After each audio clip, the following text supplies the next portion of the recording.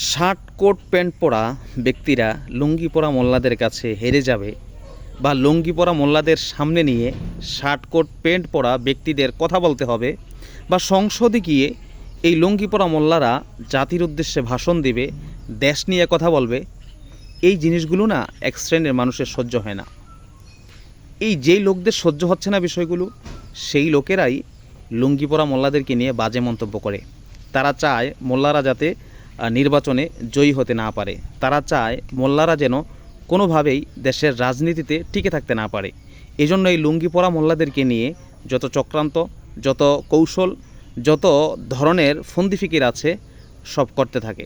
কিন্তু আসল কথা হচ্ছে কি জানেন, যারা চক্রান্ত করে তাদের চক্রান্তের উপরেও যে একজন চক্রান্তকারী আছে, তিনি হচ্ছেন আল্লাহ, এটা তাদের জানা নাই। তো আপনাদের কাছে কি মনে হয়, এই লুঙ্গি পরা মোল্লারা কি দেশ পরিচালনা করতে পারবে?